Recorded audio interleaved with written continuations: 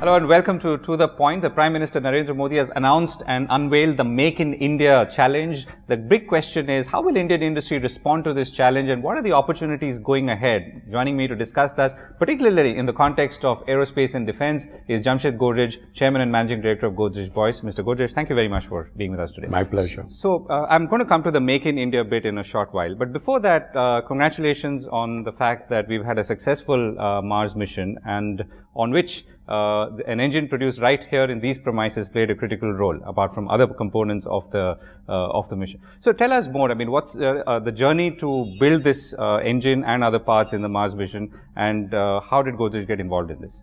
Well, you know, it's almost 3 decades now that we've been working with ISRO. When Dr. Kalam was very much there at that time, he actually approached us along with Professor Rao and then later Professor Dr. Kasturi Rangan and others. You see, I think what they recognized was that we have an expertise in sheet metal work and in precision engineering, because we had one of the largest and most independent tool rooms in the country. So they actually approached us about 30 years ago saying that, would you please take on the manufacture of this Vikas engine? It's licensed from the French. And what we do is basically just produce precision components. So there are sheet metal components like the nozzle, for instance. There are highly intricate machined parts. And so we produce, so what you would say is the heart of the engine. The rest of the engine, which is the integration and putting it all together, is all done by ISRO. Right. So our speciality has been precision engineering, both in machined parts and in fabricated parts. Right. And using exotic materials and, whatever is required for aerospace and defense. And because they recognized that we had some sort of expertise in that, they came to us. But it's been a huge learning curve for us. I mean, despite the fact that they may have thought that we had expertise, we had to learn everything. But over the last 30 years, we have understood this technology. We have understood what it is that it takes to make these type of engines. It's under very, very strict control and inspection of ISRO and its engineers. So I think, to a very large extent, this is a very collaborative work. I mean, to some extent, you're doing things very often where you don't know what the results are going to be. It's not just engineering. There's also some art and technique to many of these things. But I would say that overall, it's been a good journey. We've learned a lot. I think it's helped us in our businesses to understand what is the meaning of precision, what is the meaning of doing things to very, very exacting standards. Right. So that's really my next question. So what is it that you've learned that you've been able to migrate onto other businesses, and what is it that could have been migrated in terms of scale and reach, but has not been done? Well, on the scale issue, I mean, we have to understand that ISRO has a limitation in terms of what they can do. They are gearing up actually to do a lot, because in a way we have the best position today for low orbit satellites. The question is, can we make enough satellites to meet the global demand for telecommunications, TV, and all of that? There's a huge demand for low Earth, GPS, for instance.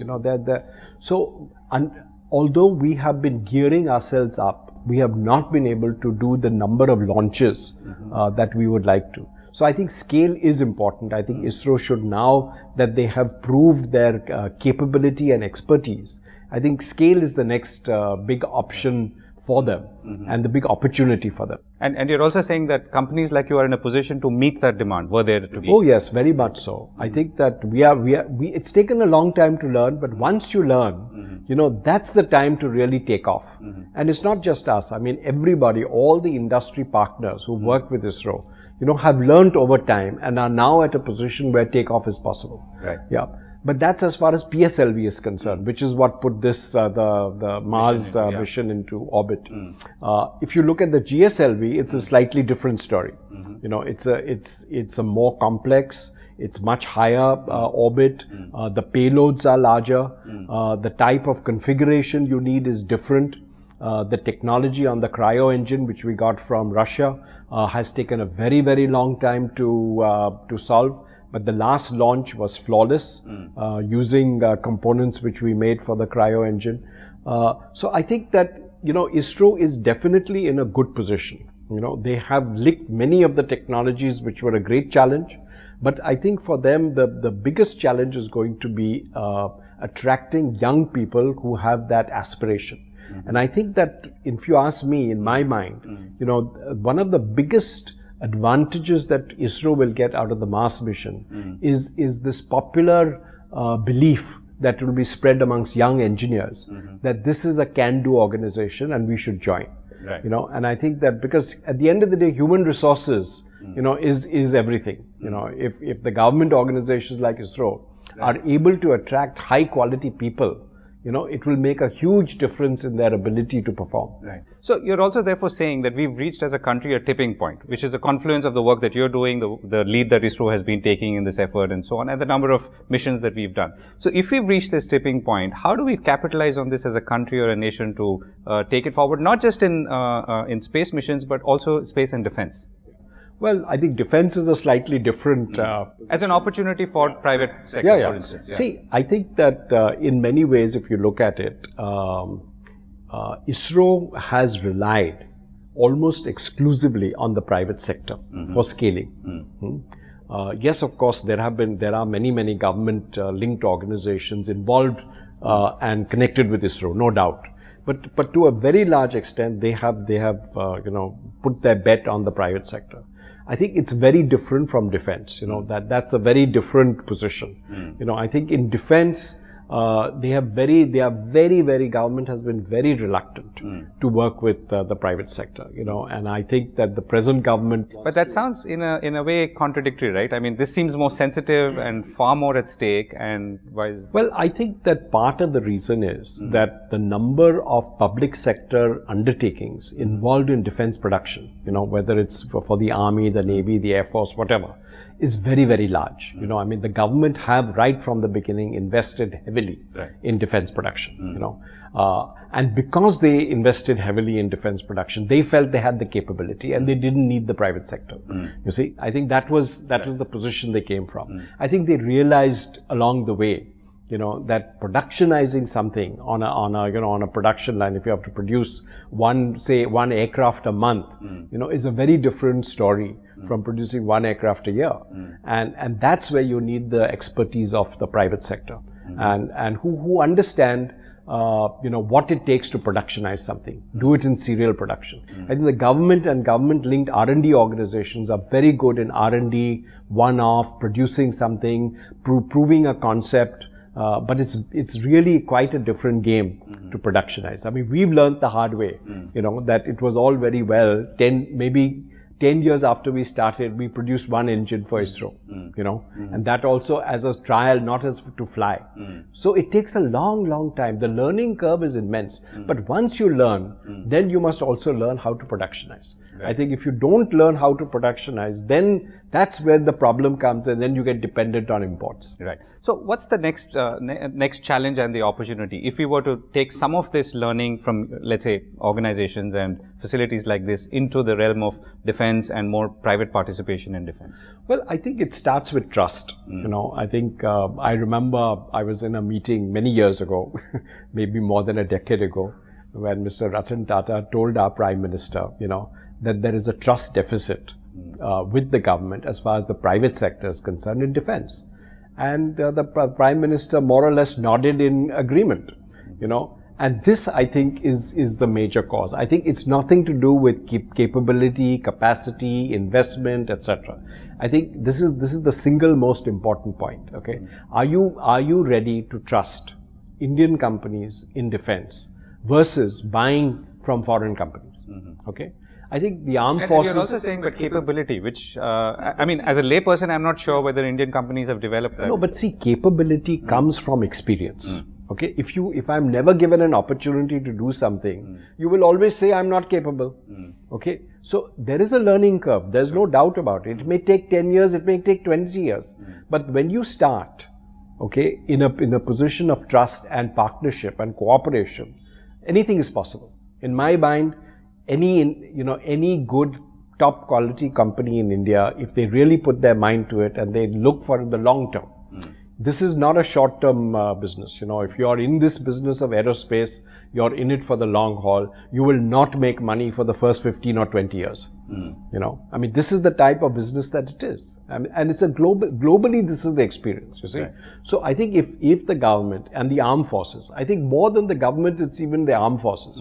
The armed forces have to trust the private sector. Yeah. Okay, you've been buying vehicles and you've been buying uniforms and all those sort of things which are not, critical in that sense from the private sector. But now you have to learn to buy every, forward item, whether it's a missile, whether it's an aeroplane, whether it's a ship, whatever it is. I think that if the government and the armed forces put their trust in the private sector, there is no doubt in my mind that given sufficient time and sufficient facility.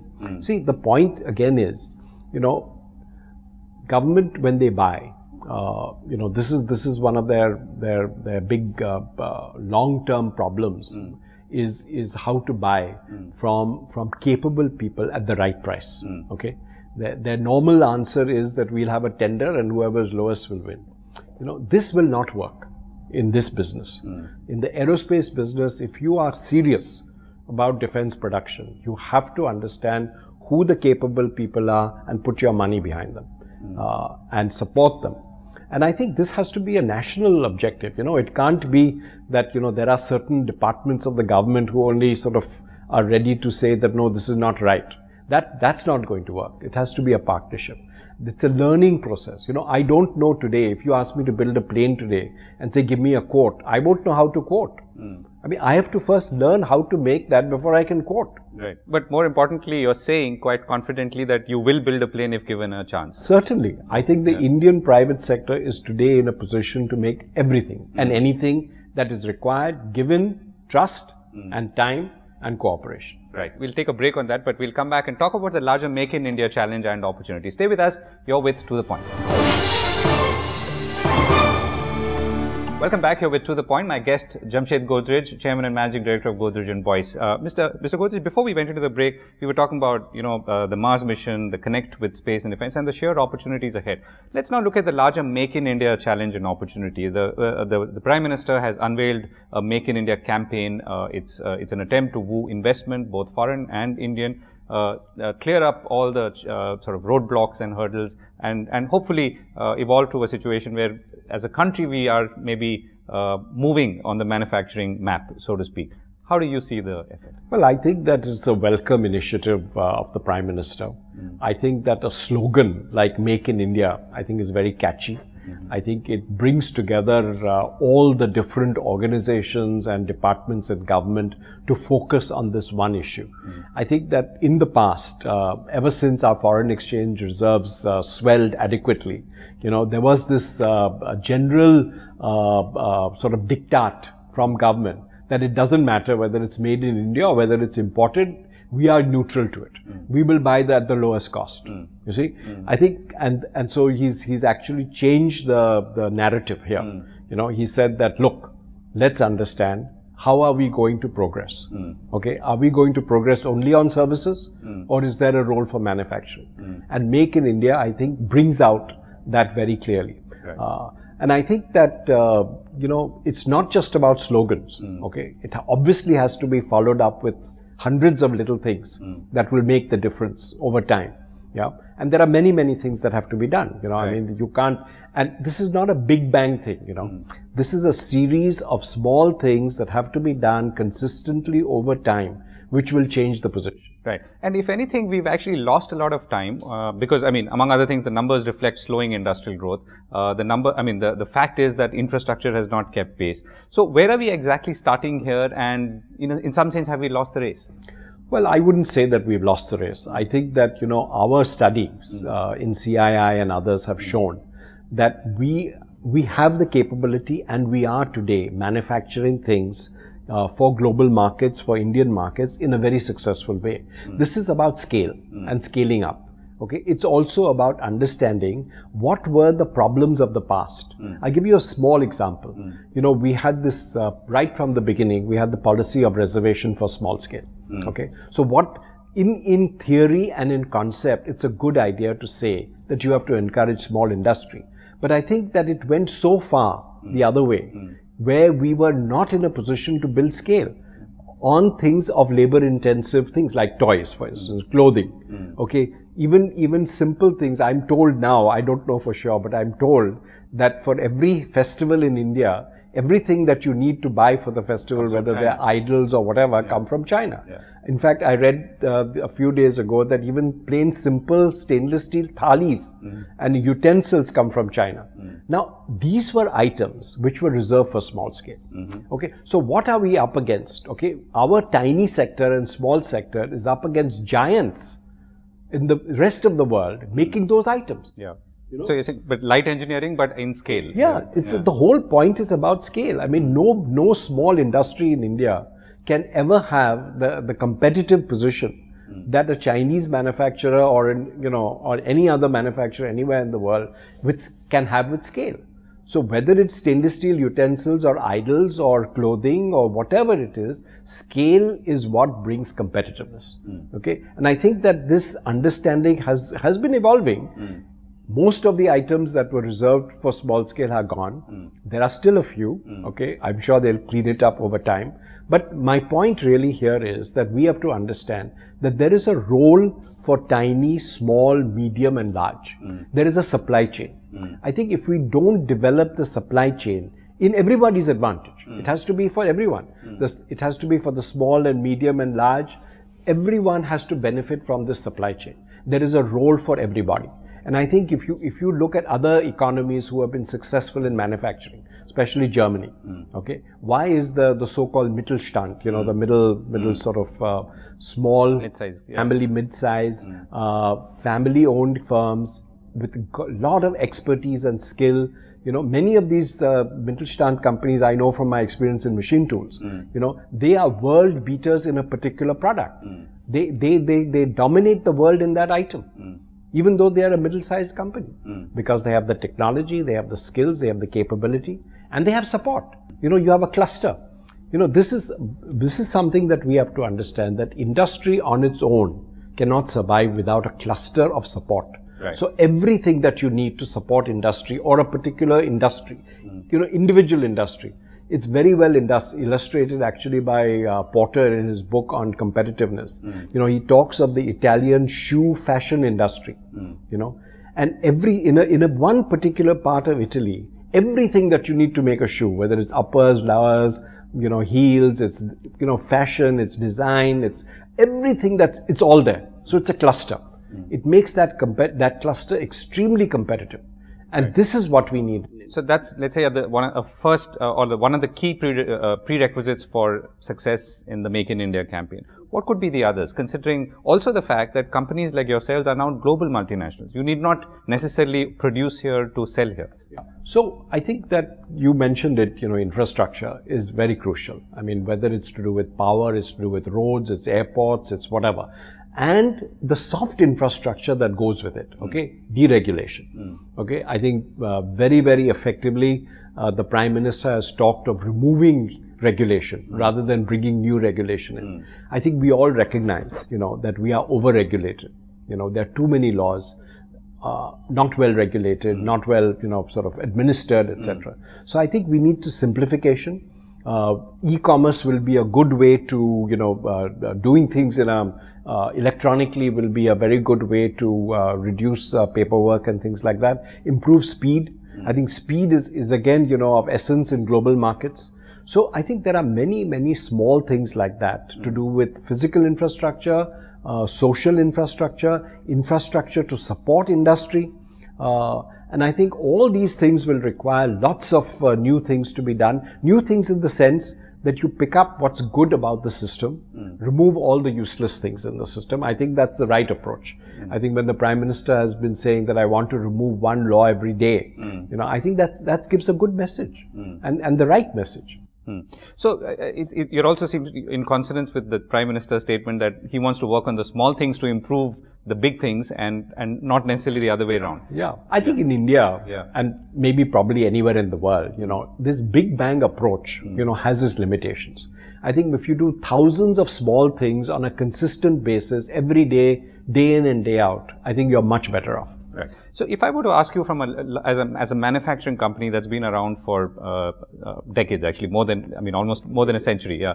So, what if you were to now look at the India opportunity? I mean, coming from where we are, what are the 2 or 3 things that are critical to be done quickly so as to give you the confidence to invest further? Well, I think that from a global perspective today, we are in a difficult position. It's not that the global market is booming, but if you look at India's position in the globe, it's tiny, in terms of our participation in global trade. So we have huge opportunity in global trade. So if we can get our competitiveness in position, okay, if we can get our our ease of doing business issues in position, so if we can put some of these things in place, I think you will see a huge spurt in global markets. There's no doubt in my mind that no matter which item you take, whether it's in engineering or non-engineering or services, I think India has a huge opportunity, and because our penetration levels are very, very low. Right. So, the other which sort of allied subject is of course to do with jobs and skilling, or skilling and jobs in that order. A lot of the growth in the last decade or so, and there has been growth, has been in a way jobless. Right. How is that going to change? And well, I think that there's no doubt at all in my mind that automation will play a huge role in the future. I think part of the reason, it's nothing to do with labor so much. It's about consistency. It's about reliability. I mean, there are many, many things like that which require automation. Okay, so I think we have to, the increase in labor to do anything is only going to come over time. Okay, at the moment it's growth without really understanding where that growth will come from.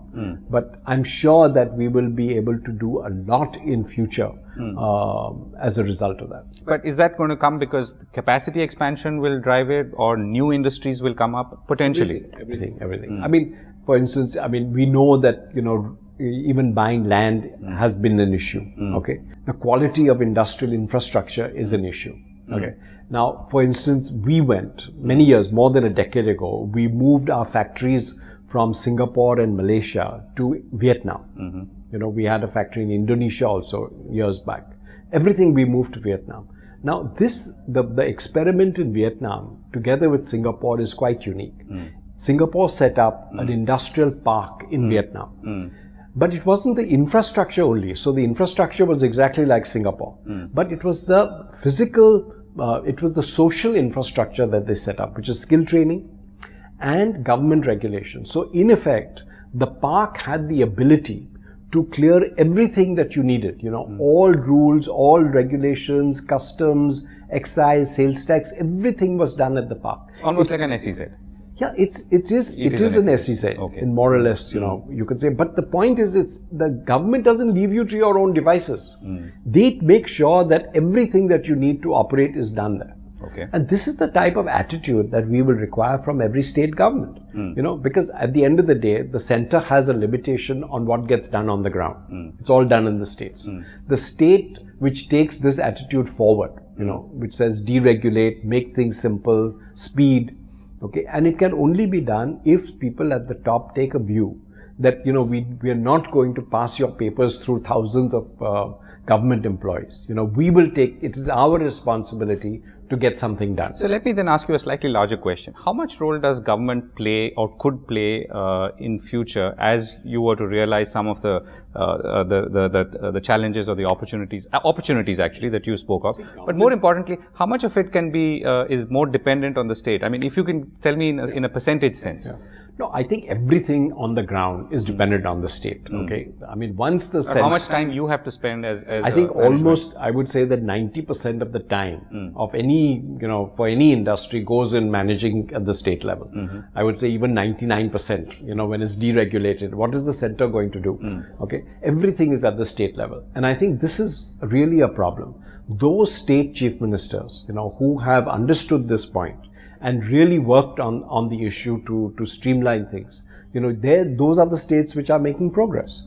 Okay, so I think that the states will have to understand that the type of bureaucratic, rigmaroles that happen all the time, and different departments sort of arguing with each other, not getting things done. I mean, that part of what is in the government black box, must be solved.